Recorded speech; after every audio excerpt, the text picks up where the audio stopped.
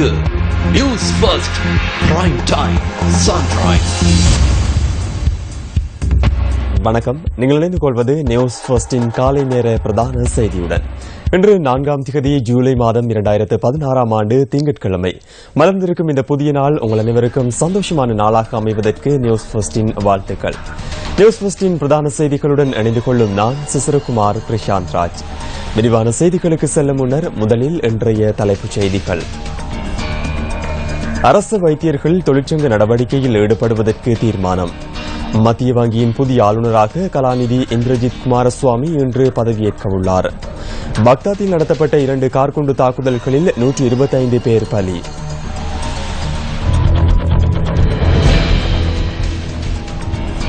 அவை எமது தலைப்புச் செய்திகள். இனி விரிவான செய்திகளுக்கு எமது அவதானம். முதலில் உள்நாட்டுச் செய்திகள். அரசு வைத்தியர்கள் இன்று தொழிற்சங்க நடவடிக்கையில் ஈடுபடுவதற்கு தீர்மானித்துள்ளனர். மாலம்பே தனியார் மருத்துவக் கல்லூரியை இலங்கை மருத்துவ கவுன்சிலில் பதிவு செய்வதற்கு மேற்கொள்ளப்பட்டு வரும் நடவடிக்கைகள் உள்ளிட்ட சில கோரிக்கைகளை முன்வைத்து தொழிற்சங்க நடவடிக்கை முன்னெடுக்கப்படுவதாக அரசு வைத்திய அதிகாரிகள் சங்கத்தின் தொகுப்பாளர் டாக்டர் நலிந்த ஹேர தெரிவித்தார். இதேவேளை தொழிற்சங்க நடவடிக்கை காரணமாக வைத்திய சேவைகளுக்கு இடையூறு ஏற்படுவதற்கு இடமளிக்கப் போவதில்லை என ஃபைசல் காசிம் தெரிவித்தார். இதேவேளை மாணவர்களின் கல்வி நடவடிக்கைக்கு இடையூறு ஏற்படாத வகையில் இதற்கு ஆதரவு வழங்குவதாக மாலம்பே தனியார் மருத்துவக் கல்லூரியின் பெற்றோர் சங்கத்தின் உறுப்பினர் மானபெருமை தெரிவித்தார்.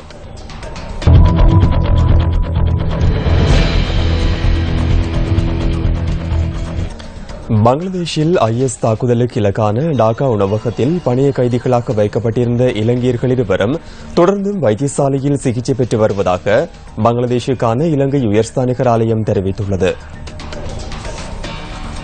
உடல் ரீதியாக பாதிப்பு ஏற்படாத போதிலும் தாக்குதல் குறித்து அவர்களுக்கு மன உளைச்சல் ஏற்பட்டுள்ளதாக அந்த நாட்டிற்கான இலங்கையின் பதில் உயர்ஸ்தானிகர் சேச தம்புகல குறிப்பிட்டார். பணைய கைதிகளாக தடுத்து வைக்கப்பட்டிருந்த 2 இளைஞர்களும் பங்களாதேஷில் நீண்ட காலமாக வர்த்தக நடவடிக்கையில் ஈடுபட்டிருந்ததாகவும் அவர் தெரிவித்துள்ளார். பாதுகாப்பு காரணங்களுக்காகவும் பாதிக்கப்பட்டவர்களின் கோரிக்கைக்கு அமையவும் அவர்களின் பெயர் விவரங்களை வெளியிட முடியாதெனவும் பங்களாதேஷிற்கான இலங்கை உயர்ஸ்தானிகர் ஆணையம் மேலும் தெரிவித்துள்ளது. நேற்று முன்தினம் 8 முதல் 9 வரையான கிளர்ச்சியாளர் குழுவினர் டாக்காவில் உள்ள உணவகம் ஒன்றின் மீது தாக்குதல் நடத்தியதுடன் அங்கிருந்த சிலரை பணைய கைதிகளாக தடுத்து வைத்திருந்தனர். இந்த பணைய கைதிகளின் 4 வெளிநாட்டவர்கள் என்பதுடன் அவர்களில் 2 இலங்கையர்களும் ஜப்பான் பிரஜையொருவரும் அடங்கியுள்ளதாக பங்களாதேஷ் ராணுவம் தெரிவித்தது.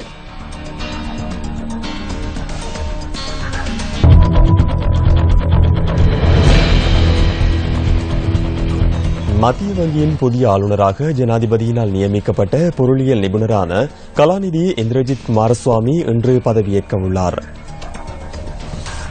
ஜனாதிபதி மைத்ரிபால சிறிசேன மற்றும் பிரதமர் ரணில் விக்ரமசிங்கே ஆகியோருக்கு இடையில் இடம்பெற்ற கலந்துரையாடலின் பின்னரே கலாநிதி இந்திரஜித் குமாரசுவாமியை மத்திய வங்கியின் ஆளுநராக நியமிக்க தீர்மானிக்கப்பட்டுள்ளதாக ஜனாதிபதி ஊடகப் பிரிவு குறிப்பிட்டுள்ளது. கொழும்பு ரோயல் கல்லூரியின் பழைய மாணவரான குமாரசுவாமி கேம்பிரிட்ஜ் பல்கலைக்கழக பட்டதாரியும் ஆவார். இந்திரஜித் குமாரசுவாமி சசெக்ஸ் பல்கலைக்கழகத்தில் கலாநிதி பட்டப்படிப்பை பூர்த்தி செய்தார். 1973ஆம் ஆண்டில் இலங்கை மத்திய வங்கியில் இணைந்த குமாரசுவாமி 1989ஆம் ஆண்டு வரை அங்கு பொருளியல் ஆய்வு பிரிவிலும் வங்கிகள் கண்காணிப்பு பிரிவிலும் பணியாற்றினார். அதன் பின்னர் நிதி மற்றும் திட்டமிடல் அமைச்சில் சேவையாற்றிய கலாநிதி இந்திரஜித் குமாரசுவாமி 1990ஆம் ஆண்டிலிருந்து 2008ஆம் ஆண்டு வரை பொதுநலவாய நாடுகளின் செயலகத்தில் உயர்மட்ட பதவிகளை வகித்துள்ளார்.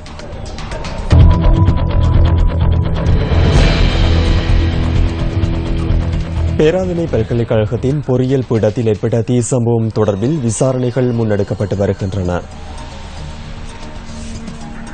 பொறியியல் பிரிவில் நேற்றிரவு 8:10 அளவில் இந்த தீ விபத்து ஏற்பட்டுள்ளது. இந்த தீ விபத்து தொடர்பான விசாரணைகளுக்காக ரசாயன பகுப்பாய்வாளர்களை அழைப்பதற்கு தீர்மானித்துள்ளதாக பேராதனை பல்கலைக்கழகத்தின் பிரதி உபவேந்தர் பேராசிரியர் லக்ஷ்மண் விஜயபால தெரிவித்துள்ளார். மின்னொழுக்கினால் இந்த விபத்து சம்பவித்திருக்கலாம் என சந்தேகம் நிலவுவதாகவும் அவர் குறிப்பிட்டுள்ளார். விபத்தினால் 30க்கும் மேற்பட்ட கணினிகள் அழிவடைந்துள்ளதாகவும் பேராசிரியர் மேலும் தெரிவித்துள்ளார்.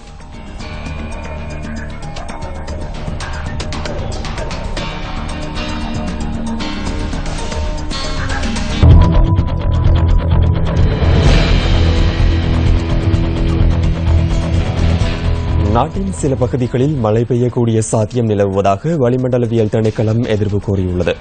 வானிலை தொடர்பான மேலதிக தகவல்களை வழங்குகின்றார் வளிமண்டலவியல் திணைக்களத்தின் வானிலை அதிகாரி முகமது சாலிஹின்.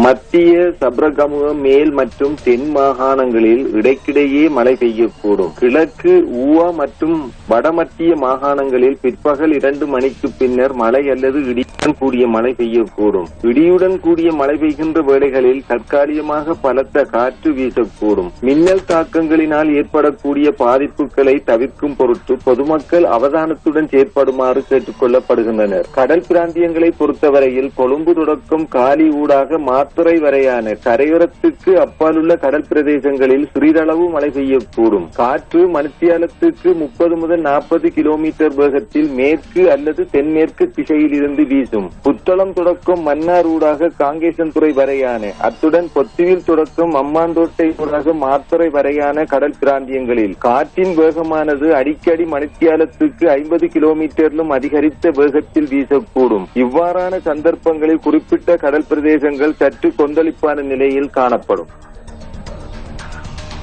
அந்த விளையாட்டுச் செய்தியுடன் நியூஸ் ஃபர்ஸ்டின் காலை நேர பிரதான செய்தி நிறைவு பெறுகின்றது. மீண்டும் சந்திக்கலாம் நியூஸ் ஃபர்ஸ்டின் 10:25 மணித்தியால செய்தியில். வணக்கம். Hotline 0114-896-896 www.newsfirst.lk. Feedback at newsfirst.lk.